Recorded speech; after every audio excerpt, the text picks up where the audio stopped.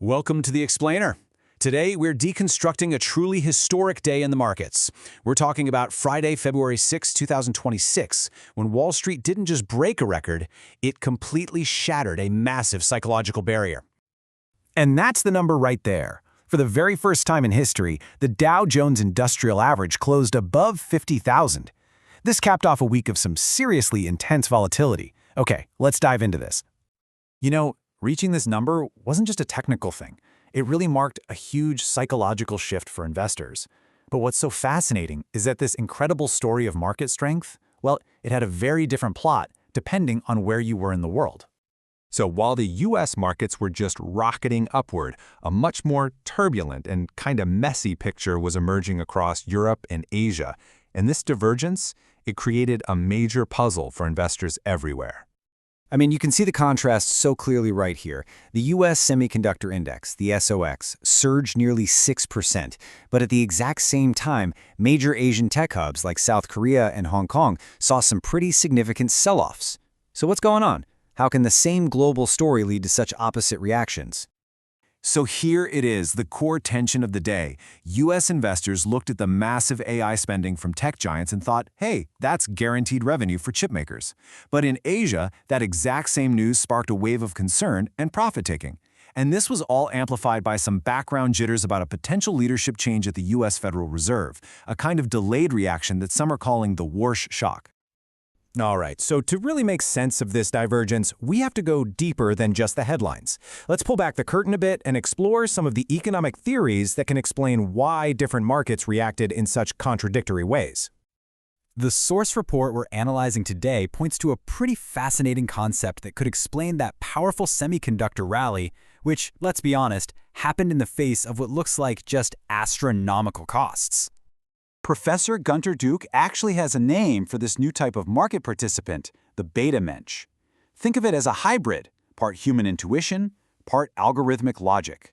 The beta mensch didn't see the $380 billion in AI spending from Alphabet and Amazon as a cost. No way. They saw it as guaranteed revenue for hardware makers like NVIDIA, and they went all in on that one single narrative, the AI supercycle.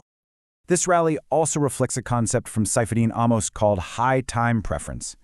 In our fiat monetary system, where capital can sometimes feel, well, almost infinite, the market's focus shifts to short-term gains.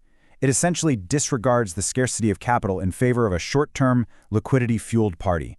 And that is exactly what we saw in the tech sector. There's an old market saying made famous by analyst Ken Fisher. The market climbs a wall of worry. And that's exactly what happened here. This historic milestone wasn't reached in calm, easy times. It was reached by overcoming all these fears about a new Fed chair and a potential government shutdown. Okay, so now let's look ahead. How does all this volatility translate into a forecast for the rest of February? The source report actually runs the numbers.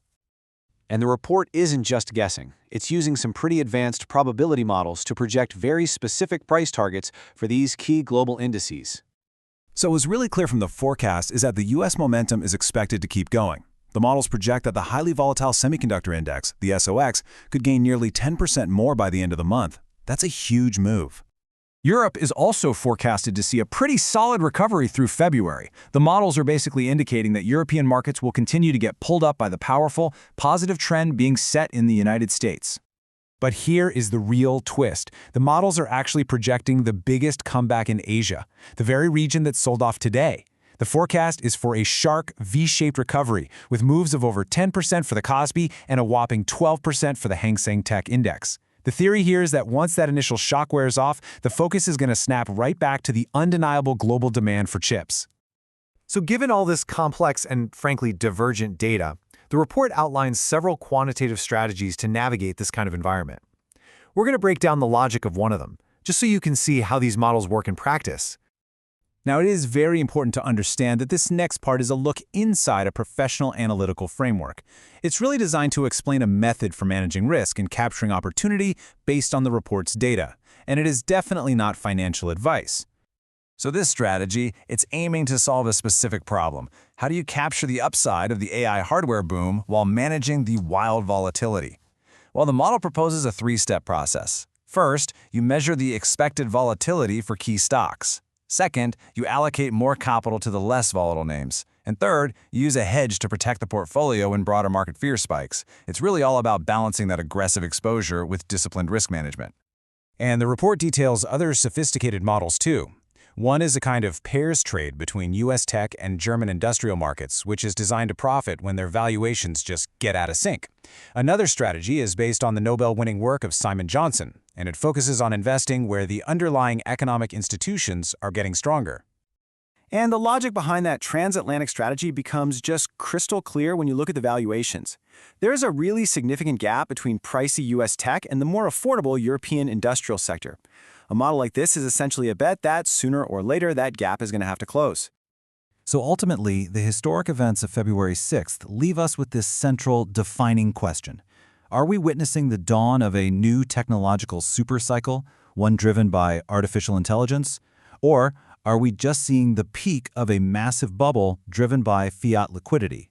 The answer, whichever one it turns out to be, will likely define the markets for years to come.